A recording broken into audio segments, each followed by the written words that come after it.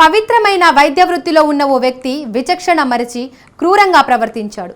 తన వద్దకు వచ్చే రోగులకు వైద్యం చేసి నయం చేయాల్సింది పోయి వారిపై ఆకృత్యాలకు ఒడిగట్టాడు.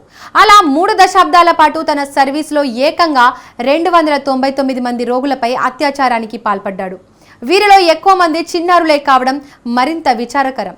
ఫ్రాన్స్లో ఆలస్యంగా వెలుగు చూసిన ఈ కేసులో నిందితుడైన 74 ఏళ్ల జోయెల్ లీస్ కార్కెక్పై విచారణ కొనసాగుతోంది. ఫ్రాన్స్లోని బ్రిటానీ అనే ప్రాంతంలో నిందితుడు జోయెల్ ఓ ఆసుపత్రిలో సర్జన్గా పనిచేసేవాడు.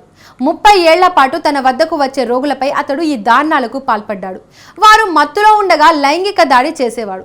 అయితే అతడి ఆకృత్యాలు బయటపడింది మాత్రం 2017లో.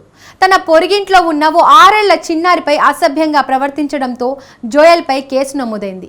ఈ కేసు దర్యాప్తు నిమిత్తం పోలీసులు అతడి ఇంట్లో సోదాలు చేపట్టగా ఏకంగా 3 లక్షలకు పైగా ఫోటోలు బయటపడ్డాయి. 650లకు పైగా అశ్లీల వీడియోలను గుర్తించారు. నిందితుడి మానసిక ప్రవర్తన చూసి పోలీసులు నిర్ఘాంతపోయారు. చిన్నారులు జంతువులకు ఎక్కువగా ఆకర్షితుడై శృంగార కార్యకలాపాలు నెరుపుతున్నట్లు అతడి డైరీలో చూసి అధికారులు షాక్ అయ్యారు. ఎవరెవరిపై లైంగిక దాడి జరిపిన విషయాలను ఎప్పటికప్పుడు నోట్ చేసుకున్నట్లు గుర్తించారు. ఆ ఘటన తర్వాత మరో 4 చిన్నారులు కూడా అతడి బాధితులని తేలడంతో 2020లో కోర్టు జోయెల్ను దోషిగా తేల్చి 15 ఏళ్ల జైలు శిక్ష విధించింది. ఈ కేసును మరింత లోతుగా దర్యాప్తు చేయగా అతడి పాపాల చిట్టా బయటపడింది. అయితే బాధితుల్లో చాలా మందికి తాము అత్యాచారానికి గురైన విషయం కూడా తెలియకపోవడం గమనార్హం. జోయెల్ డైరీలో తమ పేర్లను చూసే తాము విషయం తెలుసుకున్నామని బాధితులు ఆవేదన వ్యక్తం చేస్తున్నారు. 4 నెలలుగా ఈ కేసులో విచారణను ముమ్మరం చేయగా తాజాగా అతడు కోర్టులో నేరాన్ని అంగీకరించాడు.